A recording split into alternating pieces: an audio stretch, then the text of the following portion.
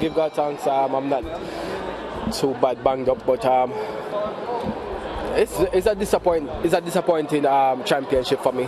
Knowing the form that I was in at the trials and got a little bit of injury going into the semi-final of the 100, so I couldn't run how I want to run. Feel much better in the 4x1 because I give it some time to rest and heal. But I'm just optimistic about running in the Diamond Leagues and after this. Yeah, the second fastest man over the 100 meters and 200 meters, Yohan Blake, says he still has it, despite leaving another global championship without a medal. Welcome back to the SportsMax Zone. We continue with our recap of the just concluded World Athletic Championships in Eugene, Oregon. Leighton Levy still with us. Leighton, defiant words from Yohan Blake. Does he still have it? He does. My information was that he had an inflamed heel, and as we know, you can't run fast on an inflamed heel. He's being hard on himself, as he tends to be. But I think he was just unfortunate. I think, getting that injury early into competition wouldn't have done him any help at all, because we all know the form. 985, if he was able to replicate that form, he may very well have been on the podium. So you feel for him, and of course, John Public-Agor is going to be toxic, but, we all know what he was capable of doing, and had it not been for that inflamed heel, things might have been different for him. So, we wish him the best on the Diamond League circuit, and I think he'll probably do well if the heel is better and if everything is the way in terms of his health. All right. Well, he's 32 years old, Leighton, which is not that old. We saw Gatlin performing at very, very high levels late into his 30s. We see what Shelly-Ann Fraser-Price is doing in her mid-30s as well. But these young, fast Americans are getting better, I would think.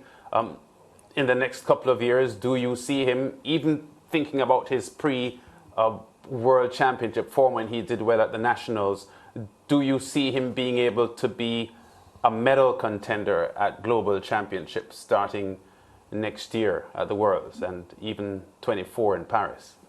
Certainly. I think he has a lot to build on based on what we saw this year. The 985 and the 985 that we saw the national championship, 3 rounds under 11 seconds, under 10 seconds. I think Yohan Blake is back to close to being, his very best. Of course, not 969, 1926 best, but certainly back to a level where he can compete against the rest of the world. Because look, the Americans are fast. We saw Noah Lyles run 19.31, and that's really quick. But in terms of the 100, nobody has gone below 975. Which I don't think is out of the realm of possibility for Yohan Blake. I mean, when you look at what Fred Curley did, 979 in the preliminary round, and of course 986 in the finals, nobody's at the level where Blake is used to competing against, beating, the likes of Tyson Diaz running 980, and of course Justin Gatlin 979. Blake ran 975 in 2012 at the London Olympics.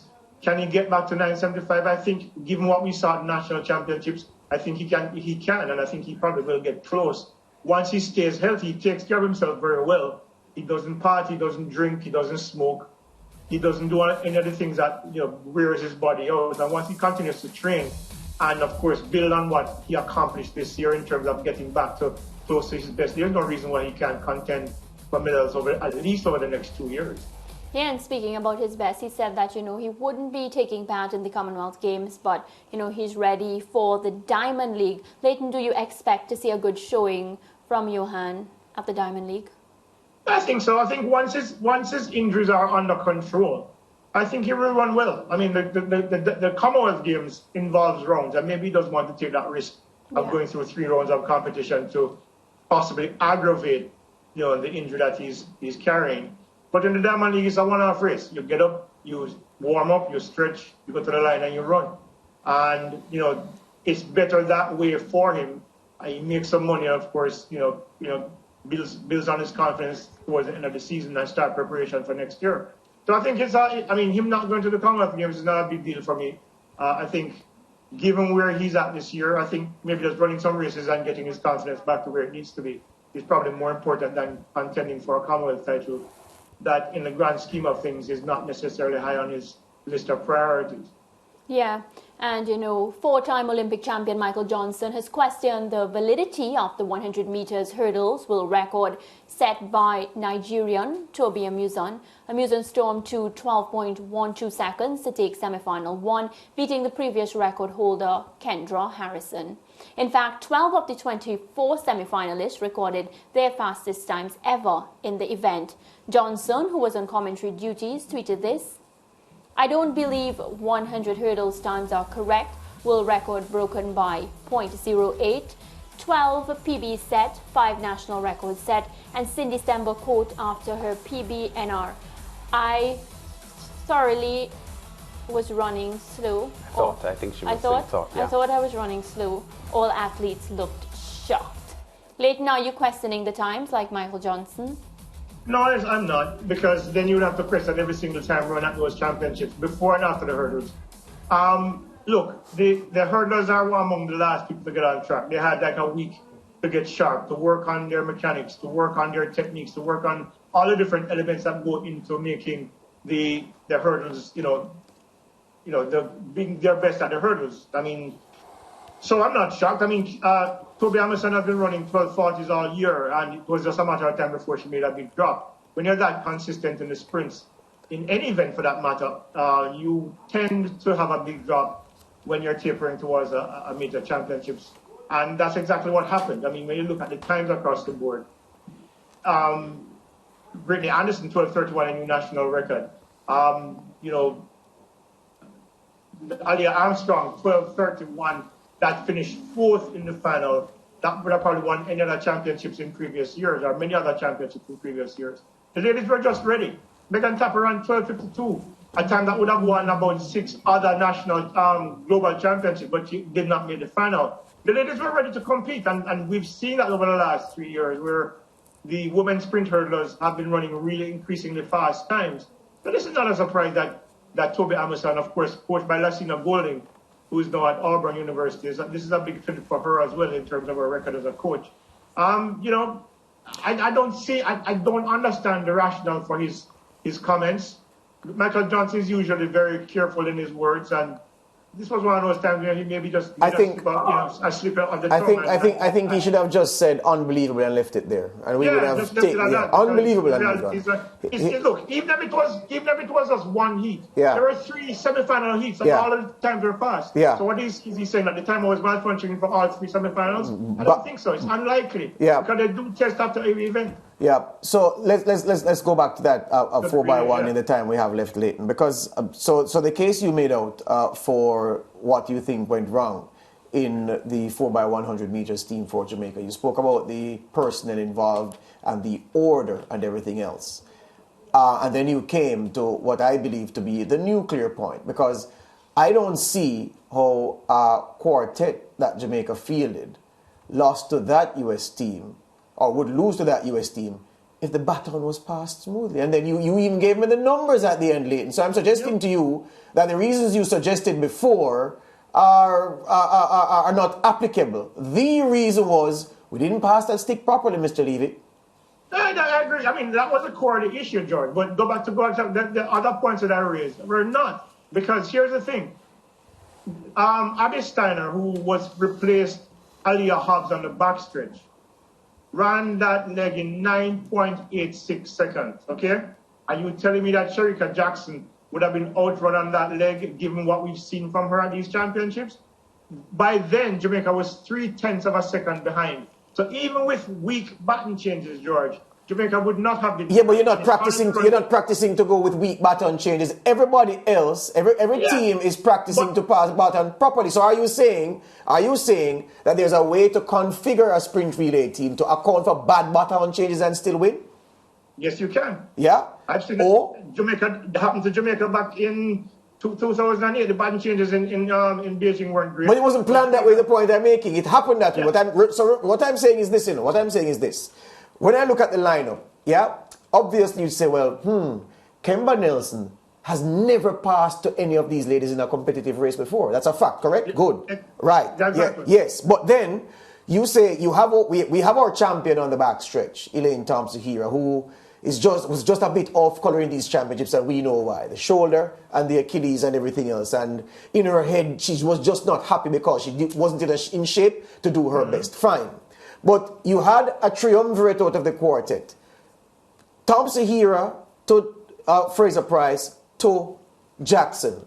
That's 3 of the gold medal winning side from Tokyo, yes? The 3 fastest women on the planet. Right, in that order. So it's not so in that order. And then you had Jackson running anchor in the only 2 relays she has run for Jamaica on the big stages before. Was at the World Championships and at the Olympics. She ran anchor both times. Then you would have spoken to them, Leighton. You know these things. Or you know Maurice Wilson is not a dunce. So you would have said, ladies, no man, I'm not saying you said that. It's just for the audience's sake. Yeah. So I'm saying, so you would have said, ladies, Elaine, what do you have? Coach, it's been a disappointing World Championships. I have 1 more run. I'm going backstretch. All right, fine. Claim your backstretch. Shelley on the curve. Sherika on the anchor. It has worked well before. It didn't work well at a Corrigoat Mickey Mouse Relay Carnival. It worked well at the Olympics, the highest stage. You have Kemba, who's the newbie, who you just told me that Kemba's time on the first leg was equal to Miss Brianna's time in the heats. Fine. I'm suggesting to you, Leighton, that quartet, in the order that they were set out, ought to have still done the job if they had passed the baton well. And you told me that had that quartet passed the baton well, they would have won with about half a second to spare.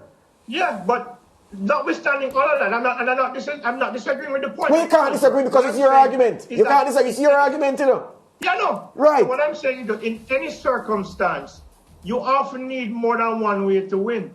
Your basketball, let's use basketball for example. There's a game that, and your shooters are not firing. You play defense, okay, and you prevent the other team from trying to outscore you. In the relays, you have to give yourself as many options as you can to be able to win. So, because you do it, Maurice Wilson did, because he put 3 of his gold medal quartet from Tokyo in the same order back together again.